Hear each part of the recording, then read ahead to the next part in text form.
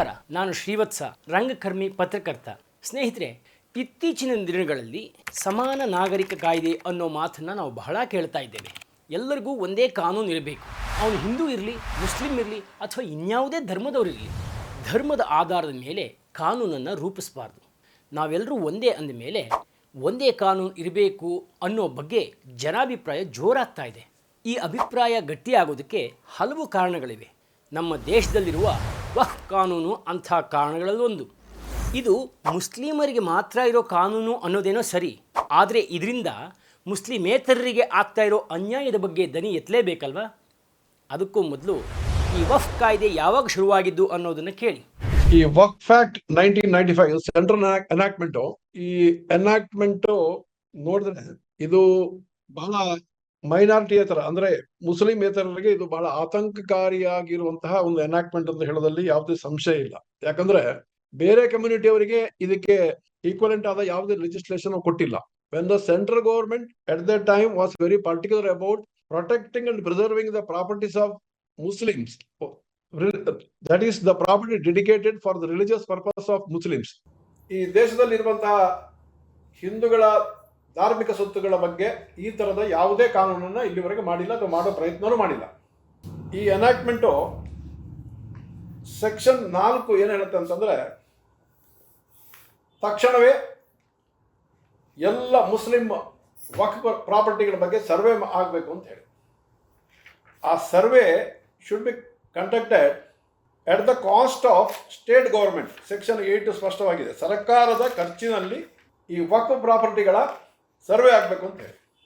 ಈ ವಕ್ಫ್ ಅಂದರೆ ಏನು ಅಂತ, ಈ ಮುಸ್ಲಿಂ ಲಾ ಪ್ರಕಾರ, ಶರೀಅತ್ ಲಾ ಪ್ರಕಾರವಾಗಿ ಒಂದು ಮುಸ್ಲಿಂ ರಿಲಿಜಿಯಸ್ ಪರ್ಪಸ್ಗೆ ಯಾವ್ದಾದ್ರು ಒಂದು ಪ್ರಾಪರ್ಟಿಯನ್ನು ದತ್ತಿ ಮಾಡಿದ್ರೆ ಅದು ವಕ್ಫ್ ಅಂತ ಹೇಳ್ತಾರೆ. ಅದಕ್ಕೆ ವಕ್ಫ್ ನಾಮ, ವಕ್ಫ್ ಡೀಡ್, ಈ ಥರದ್ದೆಲ್ಲ ಡಾಕ್ಯುಮೆಂಟ್ಗಳನ್ನು ಹಿಂದಿನಿಂದಲೂ ಮಾಡ್ತಾ ಬಂದಿದ್ದಾರೆ. ಈ ವಕ್ಫ್ ಅಂತ ಹೇಳುವಂಥ ಡೆಫಿನೇಷನ್ ಈ ಕಾನೂನಲ್ಲಿ ಸಮೇತ ಅದನ್ನು ಕೊಟ್ಟಿದ್ದಾರೆ. ಅದಲ್ಲದೆ ಅದಕ್ಕೆ ಗ್ರಾಂಟ್ಗಳನ್ನು ಸೇರಿಸ್ಕೊಂಡಿದ್ದಾರೆ, ಗ್ರಾಂಟ್ಸ್.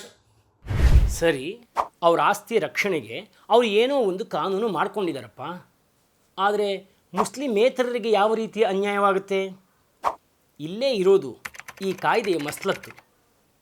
ಈ ಕಾಯ್ದೆಯ ಪ್ರಕಾರ ಯಾವುದೇ ಭೂಮಿಯನ್ನು, ಅದು ಮುಸ್ಲಿಮೇತರರಾದರೂ ಅಂದರೆ ಹಿಂದೂಗಳ ಭೂಮಿಯನ್ನು ವಕ್ಫ್ ಬೋರ್ಡ್ ತನ್ನ ಆಸ್ತಿ ಅಂತ ಕ್ಲೈಮ್ ಮಾಡಬಹುದು. ಆಗ ಈ ಆಸ್ತಿ ನನ್ನದೇ ಅಂತ ಸಾಬೀತುಪಡಿಸುವ ಜವಾಬ್ದಾರಿ ಆ ಹಿಂದುವಿನದ್ದೇ ಆಗಿರುತ್ತೆ. ಇಲ್ಲಿ ಇನ್ನೊಂದು ವಿಷಯ ಇದೆ, ಇಂಥ ಭೂವ್ಯಾಜ್ಯಗಳಲ್ಲಿ ವಕ್ಫ್ ಬೋರ್ಡ್ನ ತೀರ್ಮಾನವೇ ಅಂತಿಮವಂತೆ. ಸಿವಿಲ್ ನ್ಯಾಯಾಲಯಗಳಿಗೆ ಈ ಬಗ್ಗೆ ಅಧಿಕಾರನೇ ಇಲ್ಲವಂತೆ. ಈ ಪ್ರಾಪರ್ಟಿಗಳನ್ನು ಸರ್ವೆ ಮಾಡಿದ ನಂತರ ಅದನ್ನು ಲಿಸ್ಟ್ ಪಬ್ಲಿಷ್ ಮಾಡಬೇಕು ಅಂತ. ಆ ಲಿಸ್ಟ್ ಪಬ್ಲಿಷ್ ಮಾಡಿದರೆ ಯಾರಿಗಾದರೂ ತಕರಾರು ಇದ್ದರೆ 1 ವರ್ಷದ ಒಳಗಡೆ ಅದಕ್ಕೆ ತಕರಾರು ಆಯಿತು. 1 ವರ್ಷದ ಒಳಗಡೆ ತಕರಾರು ಹಾಕಿಲ್ಲ ಅಂತಂದರೆ ಅಲ್ಲಿಗೆ ವಕ್ಫ್ ಬೋರ್ಡಿನ ಕ್ಲೈಮ್ ಬೋರ್ಡ್ ಕಾನ್ಸ್ಟಿಟ್ಯೂಟ್ ಮಾಡ್ತಾರೆ. ಅದರ ಪರಮಾಧಿಕಾರ ಅದರಲ್ಲಿ ಸಂಪೂರ್ಣ ಆಗುತ್ತೆ. ಅದನ್ನು ಮತ್ತೆ ಕೋರ್ಟಲ್ಲಿ ಪ್ರಶ್ನೆ ಮಾಡಲಿಕ್ಕೆ ಬರುವುದಿಲ್ಲ ಅಂತ ಹೇಳುವಂಥದ್ದು ವಿಧೇಯಕ ಇದೆ. ಆಮೇಲೆ ವಕ್ಫ್ ಟ್ರೈಬ್ಯುನಲ್, ಸೆಂಟ್ರಲ್ ಟ್ರೈಬ್ಯುನಲ್ನ ಕಾನ್ಸ್ಟಿಟ್ಯೂಟ್ ಮಾಡ್ತಾರೆ. ಆಮೇಲೆ ಲೋಯರ್ ಸ್ಟೇಟ್ ಲೆವೆಲ್ನಲ್ಲಿ ಕಾನ್ಸ್ಟಿಟ್ಯೂಟ್ ಮಾಡ್ತಾರೆ. ಇದಕ್ಕೆ ಮೆಂಬರ್ಗಳನ್ನು ಅಪಾಯಿಂಟ್ ಮಾಡ್ತಾರೆ. ಆ ಮೆಂಬರ್ಗಳು ಸಂಪೂರ್ಣವಾಗಿ ಇಸ್ಲಾಂ ಧರ್ಮವನ್ನು ಅನುಸರಿಸುವರೆ ಮೆಂಬರ್ ಆಫ್ ಪಾರ್ಲಿಮೆಂಟ್ ಇರ್ಬೋದು ಅಥವಾ ಲೆಜಿಸ್ಲೇಟಿವ್ ಕೌನ್ಸಿಲ್ ಮೆಂಬರ್ ಇರ್ಬೋದು. ಒಂದು ವೇಳೆ ಒಂದು ಊರಿನಲ್ಲಿ ಮುಸ್ಲಿಂ ಮತಕ್ಕೆ ಸೇರಿದಂತಹ ಪಾರ್ಲಿಮೆಂಟ್ ಮೆಂಬರ್ ಅಥವಾ ಲೆಜಿಸ್ಲೇಟಿವ್ ಕೌನ್ಸಿಲ್ ಮೆಂಬರ್ ಇಲ್ಲದಿದ್ದರೆ ಹಿಂದೆ X parliament member, X MLA ಇವರುಗಳನ್ನು ಅಲ್ಲಿ ಆ ಜಾಗಕ್ಕೆ ಹಾಕೋದಕ್ಕೆ ಪ್ರಾವಿಷನ್ ಸಮೇತ ಮಾಡಿದ್ದಾರೆ. ಇನ್ನು ಈ ವಕ್ಫ್ ಪ್ರಾಪರ್ಟಿಗಳ ಬಗ್ಗೆ ತೀರ್ಮಾನ, ಅದಕ್ಕೆ ಸಪರೇಟಾಗಿ ಆ ವಕ್ಫ್ ಆ್ಯಕ್ಟ್ನ ಕೆಳಗಡೆ ಒಂದು ಬಾಡಿ ಕಾನ್ಸ್ಟಿಟ್ಯೂಟ್ ಮಾಡಿದ್ದಾರೆ. ಅವರು ಏನು ತೀರ್ಮಾನ ಕೊಡ್ತದೋ ಅದೇ ಫೈನಲ್ ಅಂತ ಹೇಳಿ. ಇದು ಬಹಳ ಆತಂಕಕಾರಿಯಾದಂತಹ ಒಂದು ವಿಚಾರ. ಯಾರಿಗಂತಂದರೆ ಮುಸ್ಲಿಮೇತರರಿಗೆ. ಈ ಒಂದು ವಿಷಯದಲ್ಲಿ ಕೆಲವೊಂದು ಪ್ರಶ್ನೆಗಳು ನಮ್ಮ ಮುಂದೆ ಬರ್ತವೆ. ನಾವು ಯಾರಾದರೂ ಒಬ್ಬ ಹಿಂದೂ ಅವನ ಕ್ಲೈಮ್ ಇರುವಂಥ ಸೊತ್ತು, ಅದು ತಾನು ಒಬ್ಬ ಹಿಂದೂ ನನ್ನ ಸೊತ್ತೆ ಅಂತ ಹೇಳ್ತಾನೆ. ಆವಾಗ ಆ ತೀರ್ಮಾನ ಯಾರು ಮಾಡಬೇಕು ಅಂತ, should a Hindu submit himself to the jurisdiction of the Waqf board.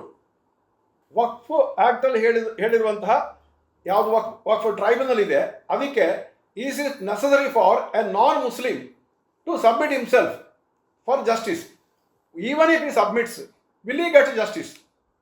ಇಲ್ಲಿ ತೀರ್ಮಾನ ಕೊಡ್ತಕ್ಕಂಥ ಬಾಡಿ ಇದೆಯಲ್ಲ, ಅದು ಸಂಪೂರ್ಣವಾಗಿ ಮುಸ್ಲಿಂ ಪರ ಇದೆ. ಯಾಕಂತಂದ್ರೆ ಈ ಕಾನೂನೇ ಆ ಥರ ಹೇಳುತ್ತೆ. ಅದನ್ನು ಅಲ್ಲಿ ಅಧಿಕಾರ ಚಲಾಯಿಸುವವರು ಸಂಪೂರ್ಣವಾಗಿ ಮುಸಲ್ಮಾನರೇ ಆಗಿರ್ತಾರೆ. ಆದ್ದರಿಂದ ಒಬ್ಬ ವ್ಯಕ್ತಿ ಅವನದ್ದೇ ತಕರಾರು ಇರುವಂಥ ಒಂದು ವಿಷಯದಲ್ಲಿ ಅವನು ತೀರ್ಮಾನ ಕೊಡಲಿಕ್ಕೆ ಆಗ್ತಾರ, whether one can judge his own caste, that is the fundamental question of jurisprudence. ಈ ಒಂದು ವಿಷಯ ಮಾನ್ಯ ಕರ್ನಾಟಕ ಹೈಕೋರ್ಟ್ನ ಒಂದು ಗಮನಕ್ಕೂ ಬಂದಿದೆ. 2007 volume number 2 Karnataka law journal page number 82 if I am correct, ಒಂದು ಜಡ್ಜ್ಮೆಂಟ್ ಬಂದಿದೆ. ಅದರಲ್ಲಿ ಏನು ಹೇಳ್ತಾರೆ ಅಂತಂದರೆ, ಈ ಡಿಸ್ಪ್ಯೂಟು ಒಬ್ಬ ಹಿಂದೂ ಮತ್ತು ಒಬ್ಬ ಮುಸ್ಲಿಮಿನ ಮಧ್ಯದಲ್ಲಿ, ಅಥವಾ ಒಬ್ಬ ಹಿಂದೂ ಮತ್ತು ವಕ್ಫ್ ಸಂಬಂಧಪಟ್ಟಂಥ ಒಂದು ಇನ್ಸ್ಟಿಟ್ಯೂಷನ್ನ ಮಧ್ಯದಲ್ಲಿ ಡಿಸ್ಪ್ಯೂಟ್ ಇರುವುದಾದರೆ ಅದನ್ನು ಈ ಬೋರ್ಡ್ ತೀರ್ಮಾನ ಮಾಡೋಕ್ಕಾಗದೆ, ಅದನ್ನು ಸಿವಿಲ್ ಕೋರ್ಟೇ ತೀರ್ಮಾನ ಮಾಡಬೇಕು ಅಂತ ಹೇಳಿ.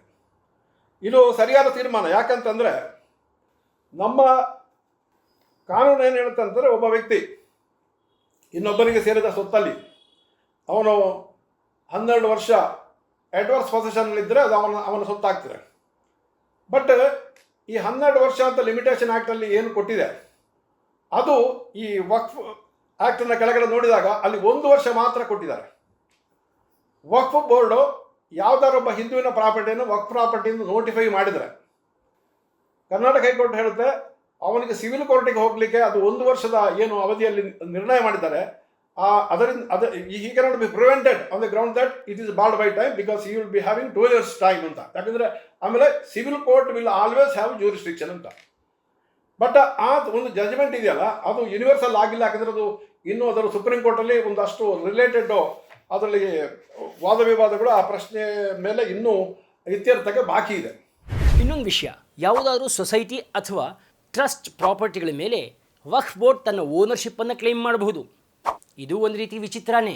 ಈ ಕಾಯ್ದೆ ಕೇವಲ ಮುಸ್ಲಿಂ ಸೊಸೈಟಿ ಅಂತ ಇಲ್ಲ, ದೇಶದ ಯಾವುದೇ ಸೊಸೈಟಿ ಅಥವಾ ಟ್ರಸ್ಟ್, ಅಂದರೆ ಹಿಂದೂಗಳ ಸೊಸೈಟಿಗಳ ಆಸ್ತಿಯನ್ನು ಅವರು ತಮ್ಮದು ಅಂತ ಕ್ಲೇಮ್ ಮಾಡಬಹುದು. ಹೇಗಿದೆ ನೋಡಿ ಈ ಕಾನೂನು. ಈಗ ನಮಗೆ ಇನ್ನೊಂದು ನಾವು ಸರ್ವಸಾಮಾನ್ಯವಾಗಿ ನೋಡ್ತೇವೆ, ಯಾವುದೋ ಒಂದು ಸರ್ಕಾರಿ ಸೊತ್ತಿನ ಮೇಲೆ ಇದ್ದಕ್ಕಿದ್ದಂಗೆ ಕಾಂಪೌಂಡ್ ರೈಸ್ ಮಾಡ್ತಾರೆ, ಅದನ್ನು ವಕ್ಫ್ ಪ್ರಾಪರ್ಟಿ ಅಂತ ಕ್ಲೈಮ್ ಮಾಡ್ತಾರೆ. ಅದನ್ನು ಈ ವಕ್ಫ್ ಏನೋ ಈ ವಕ್ಫ್ ಬೋರ್ಡ್ ಇದೆಯಲ್ಲ ಅದನ್ನು ನೋಟಿಫೈ ಮಾಡುತ್ತೆ. ಕ್ಯಾನ್ ಇಟ್ ಬಿ ಡನ್ ಅಂತ. Certainly it cannot be done. But question is whether we will be always conscious of this kind of development. ಈ ರೀತಿ ಒಂದು ನಮ್ಮ ಊರಿನಲ್ಲಿ ಯಾವುದೋ ಒಂದು ಜಾಗ ಇರುತ್ತೆ, ಸರ್ಕಾರ ಜಾಗ ಅಂತ ಇಟ್ಕೊಳ್ಳಿ, ಅದರಲ್ಲಿ ಒಂದು ಇದ್ದಕ್ಕಿದ್ದಂಗೆ ಒಂದು ಮಸೀದಿನೋ ಅಥವಾ ದರ್ಗನೋ ಅದು ತಲೆತ್ತುತ್ತೆ. ಸರ್ವಸಾಮಾನ್ಯವಾಗಿ ನಾವು ಅದನ್ನು ಪ್ರಶ್ನೆ ಮಾಡಲಿಕ್ಕೆ ಹೋಗೋದಿಲ್ಲ. ಬಟ್ ಕಾನೂನಲ್ಲಿ ಅಂಥ ಒಂದು ಪ್ರಾಪರ್ಟಿಯನ್ನು ಈ ವಕ್ಫ್ ಬೋರ್ಡ್ನವರು ವಕ್ಫ್ ಪ್ರಾಪರ್ಟಿ ತೀರ್ಮಾನ ಮಾಡಲಿಕ್ಕೆ ಸಾಧ್ಯನಾ ಅಂತ ಹೇಳಿ ಕಾನೂನಲ್ಲಿ ಸೂಕ್ಷ್ಮವಾಗಿ ಅವಲೋಕನ ಮಾಡಿದರೆ ಇದು ಸಾಧ್ಯ ಇಲ್ಲ. ಯಾಕಂದರೆ ವಕ್ಫ್ ಅಂತಂದರೆ ಮುಸ್ಲಿಂ ರಿಲಿಜಿಯಸ್ ಪರ್ಪಸ್ಸಿಗೆ, ಒಬ್ಬ ಮುಸಲ್ಮಾನ ಆಗಲಿ ಅಥವಾ ಬೇರೆ ಯಾರಾದರೂ ಆಗಲಿ ಆ ಪರ್ಪಸ್ಸಿಗೆ ಅವನು ಕೊಟ್ಟಿರಬೇಕು ಆ ಪ್ರಾಪರ್ಟಿಯನ್ನು.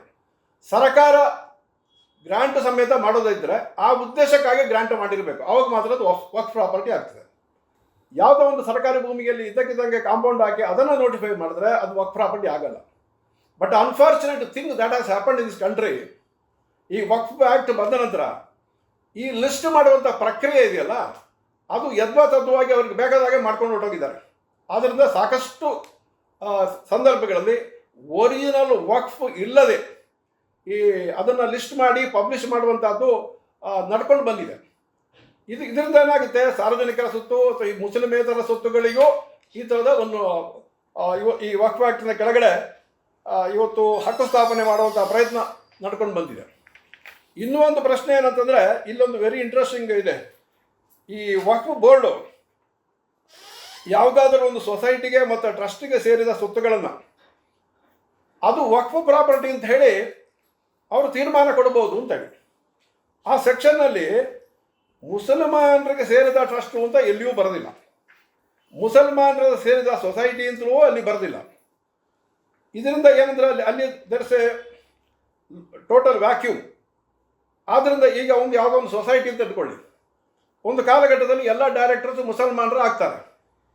ಆವಾಗ ಇದ್ದಕ್ಕಿದ್ದಂಗೆ ಈ ವಕ್ಫ್ ಬೋರ್ಡ್ನವ್ರು ಏನು ಮಾಡ್ತಾರೆ, ಇದು ವಕ್ಫ್ ಪ್ರಾಪರ್ಟಿ ಅಂತ ನೋಟಿಫೈ ಮಾಡ್ತಾರೆ. ಸೊ ಈ ಥರದ ಅವಾಂತರಗಳಿಗೆ ಅಲ್ಲಿ ಎಲ್ಲ ಸಾಧ್ಯತೆಗಳು ಇದೆ. ಯಾಕಂದರೆ ಒಂದು ಸೊಸೈಟಿ ಆಗಲಿ ಒಂದು ಟ್ರಸ್ಟ್ ಆಗಲಿ ಲಿವಿಂಗ್ ಇಂಡಿವಿಜುವಲ್ ಅಲ್ಲ, ಅದು ಇಟ್ಸ್ ಎ ಲೀಗಲ್ ಪರ್ಸನಾಲಿಟಿ ಯಾವ ಸೊಸೈಟಿ. ಈ ಟ್ರಸ್ಟಿಗೆ ಆ ಲೀಗಲ್ ಪರ್ಸನಾಲಿಟಿಯೂ ಇಲ್ಲ ಕಾನೂನಿನ ಪ್ರಕಾರವಾಗಿ. ಅಂಥ ಸಂದರ್ಭದಲ್ಲಿ ಯಾವುದೋ ಒಂದು ಟ್ರಸ್ಟ್ ಪ್ರಾಪರ್ಟಿಯನ್ನು ಅಥವಾ ಯಾವುದೋ ಒಂದು ಸೊಸೈಟಿ ಪ್ರಾಪರ್ಟಿಯನ್ನು ಅದನ್ನು ವಕ್ಫ್ ಪ್ರಾಪರ್ಟಿ ಅಂತ ತೀರ್ಮಾನ ಮಾಡ್ತಕ್ಕಂಥ ಒಂದು ಈ ವಿಧೇಯಕ ಏನಿದೆ ಇದರಲ್ಲಿ, ಅದು ಯಾವ ಸೆಕ್ಷನ್ ಇದೆ, ಅದು ಎಷ್ಟು ಸಮಂಜಸ, ಅದು ನಮ್ಮ ಜೂರಿಸ್ಪ್ರುಡೆನ್ಸ್ಗೆ ಅನುಗುಣವಾಗಿದೆ ಅಂತ ಹೇಳ್ತಕ್ಕಂಥದ್ದು ಬಹಳ ದೊಡ್ಡ ಪ್ರಶ್ನೆ. ಸ್ನೇಹಿತರೆ ನೋಡಿ, ಈ ವಕ್ಫ್ ಕಾಯ್ದೆಯಿಂದ ಎಂಥೆಂಥ ಅನಾಹುತ ಆಗ್ತಾ ಇದೆ ಅಂತ. ಎಷ್ಟೊಂದು ಪಕ್ಷಪಾತವಾಗಿ ಕೂಡಿದೆ. ಎಲ್ಲಕ್ಕಿಂತ ಹೆಚ್ಚಾಗಿ ಈ ಕಾಯ್ದೆ ಹಿಂದೂ ವಿರೋಧಿಗಳ ಕಾಯ್ದೆಯಾಗಿ ಮಾರ್ಪಟ್ಟಿದೆ. ದುರದೃಷ್ಟ ಅಂದರೆ ಇಷ್ಟೆಲ್ಲ ಆಗ್ತಾ ಇದ್ದರೂ ಈ ಕಾಯ್ದೆಯ ಬಳಕೆಯನ್ನು ವಿರೋಧಿಸಿ, ಸಂವಿಧಾನಬದ್ಧತೆಯನ್ನು ಪ್ರಶ್ನಿಸಿ, ವಕ್ಫ್ ಕಾಯ್ದೆಯನ್ನು ರದ್ದುಗೊಳಿಸಬೇಕು ಅನ್ನೋ ನಿಟ್ಟಿನಲ್ಲಿ ಒಂದು ಸೀರಿಯಸ್ ಆದ ಪ್ರಯತ್ನವೇ ನಡೆದಿಲ್ಲ. ಇನ್ನಾದರೂ ಆ ಪ್ರಯತ್ನ ನಡೀಲಿ ಅನ್ನೋದೇ ಹೊಸದಿಗಂತದ ಉದ್ದೇಶ. ನಮಸ್ಕಾರ.